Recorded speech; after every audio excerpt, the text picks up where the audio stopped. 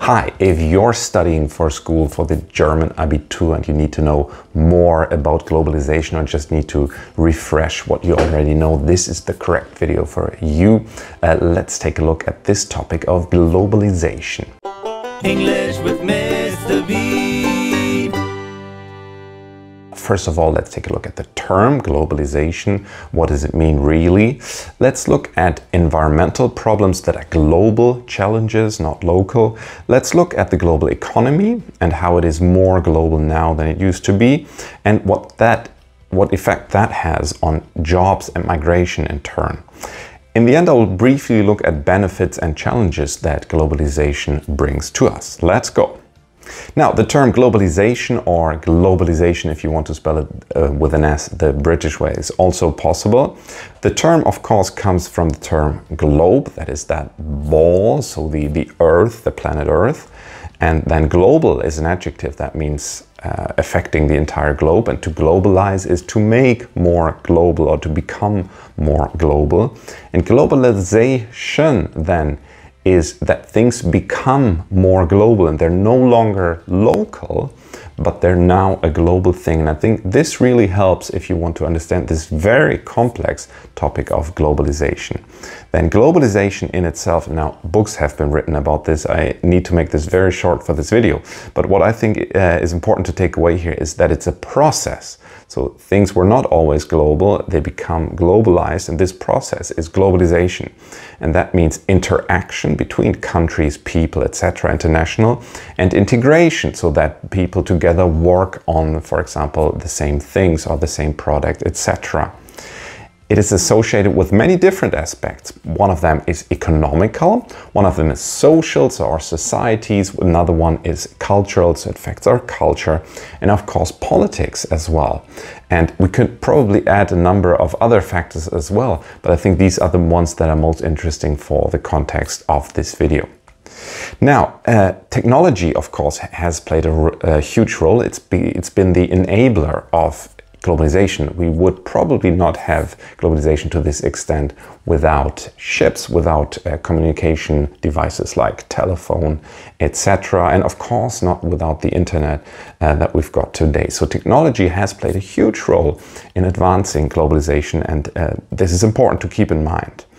There are different stages, or have been different stages of this process, and there's Thomas L. Friedman is a theoretician who has dealt with that. Maybe you've read one or two of his texts, and he talks about, for example, the different stages, like at first it was countries that drove globalization, as in like Britain setting up colonies, etc. Then it was big companies that acted globally instead of only one country. And today we could argue that everyone can take part in this process or can drive this process of globalization by acting globally and interacting globally. This is this much about the term and the definition of what globalization is. Let's move on to some of the challenges, and of course the environment is a typical point for that. Why is that? Why do we think of the environment as a first and foremost global challenge? Well, a number of things don't stop at your border. Climate change, for example, affects the whole planet. Yes, some countries more than others, but all countries will be affected, and some countries have a huge impact on creating climate change, others have less, others feel the effect more. So it's very connected globally, and we cannot isolate us as one country and work on climate change. This doesn't make sense at all. Pollution is the same thing. If you release toxic chemicals, let's say, into the air, they don't simply stop at the border. Of course, they will be in this other country as well. Things that go into the ocean will be everywhere in the ocean, etc. Deforestation, if there are no more forests worldwide, this will affect the entire planet, not just the country where the trees are actually cut down. So this is also a global thing, a global problem. Overpopulation, if many resources are needed, then this also has an effect on other countries, not only the country that in itself has a very high population. Waste disposal is a similar problem. If we release waste, let's say plastics that go into the ocean, again, they're going to be to turn up everywhere, not just in on the beaches of that one country or on the rivers. The ozone layer is another one of these examples where globally we contribute to destroying the ozone layer, and then some countries will feel the effects, of course, more than others, but it's a global thing as well. So the environment is a good example of where we have to work together globally to solve problems, and where the problems are also created often globally and not locally in only one country. Let's take a look at the global economy and what's special about that. Now, first of all, the reason that we have a global economy today is that there used to be barriers that are not there anymore. In the past, let's say 200 years ago, you would probably have your wagon with material you would like to sell, and they would stop you at the border and say either, no, you cannot come, you cannot sell things here, or you need to pay a lot of money to be able to sell your things here, so have a tariff. And these things have been, these tariffs or these laws have been reduced, so that's now much easier to trade internationally. And for example, within Europe, there's almost no problem, no barrier at all to trade of any kind. And with other countries, of course, it's sometimes less, sometimes more so. But in general, these barriers have been reduced to a large extent. And one barrier, of course, was technology. So having the ships, for example, to transport goods, and this has been solved too. So it's a lot easier today than it was, say, 200 years ago to act globally as a company.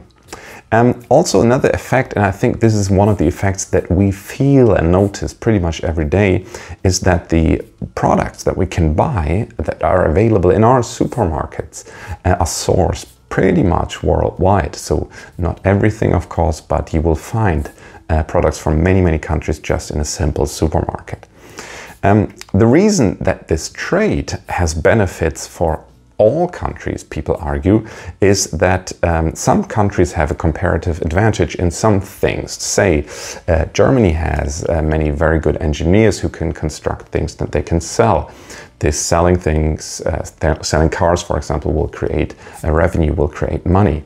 Other countries, for example, have natural resources, or they have low wages, so that people come there to produce things because they don't have to pay that much money for the workers, etc. So people use, or countries use, these advantages that they have in comparison to another country to make money and to benefit from that, or companies use it. And this is what I wanted to talk about in this next point. Countries will, of course, shift their production from where wages are high to a place where wages are lower, so that they can sell them still at a high price but not pay that much to produce them. This system is, of course, called outsourcing, and it leads to, of course, people argue, a loss of some kind of jobs in for example, Western countries, the creation of other kind of job in Asian countries, for example.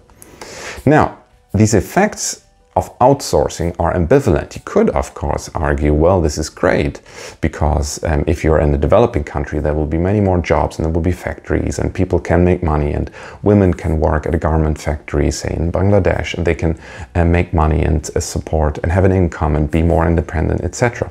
On the other hand, of course, working conditions are often terrible. We have these sweatshops, etc. So we often talk about the example of fast fashion, so that if you buy really cheaply produced things, you have cheap products, but people are suffering producing them. So it's not easy to say, because if we just stopped as Western countries, for example, buying these products, we would not be helping countries like Bangladesh either would be. So it's a very complicated topic that I cannot explain here in detail, but this is a nice example of how global our economy has become. Also, the financial markets, so the stock markets are very international, obviously, so that if we have a problem in a big stock market like in the USA, this will have effects on other countries, like we saw in 2008 in the global financial crisis. Let's talk about migration and jobs and how that connects to the economy and to globalization. Now, migration, or some migration, because not all of it, but some of it has become simpler today, much simpler than in the past. Communication is much easier. You can communicate with friends who already maybe moved to one country.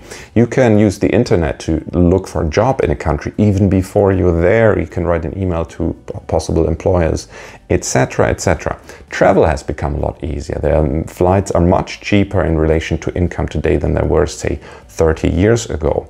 So people have a much easier time getting somewhere, and in some places there are policies and agreements that make it easier for people to move. For example, in the EU there's an agreement that people can live in pretty much any EU state, so they can move say from the Netherlands to France and work there without a problem. So this will increase migration because makes it simpler. And the effects of globalization on the labor market are that, of course, people see living standards are different. For example, a person in, say, Nigeria might, because of their friends that they're communicating with, find out, okay, living standards, things are much easier in, say, the USA, and this will maybe push them or pull them to the US to move there and work there and make better money. There's now also a global competition for jobs. If you have a very good job, a very high-paying job, you will probably not be the only person in your country looking for it, but you will probably not even be the only person. There will be many persons, not just from one country, but from many countries, looking for a top job. So in a way, this competition has become more global too for great jobs. And this kind of global labor market then that we have, with this idea of wage arbitrage, so wages being lower in one country, higher in another one, has one big difficulty, and that is if you live in a rich country and you're used to high living standards, but you're not very skilled, then this will be a difficult situation for you. Why? Because there might be migrants coming to your country who can replace you and compete for your job, and you can relatively easily be replaced. Think of a bus driver, think of a person working in a factory. And so especially these people have a hard time keeping their jobs and getting high wages because they're now in competition globally. Of course, this migration also has a cultural effect. If we think of parts of the USA where there are many immigrants from one specific country, say for example Cuba or Mexico, then this will change the country a lot, and we'll talk about later how this has an effect on people and how people who were already in that country might not feel great about this. That leads me to my next point. What can we say in general? Say you need to write a comment on this or you need to discuss this. What can you, as some general points, keep in mind for a discussion on what are benefits that globalization brings and what are some problems that need to be worked on?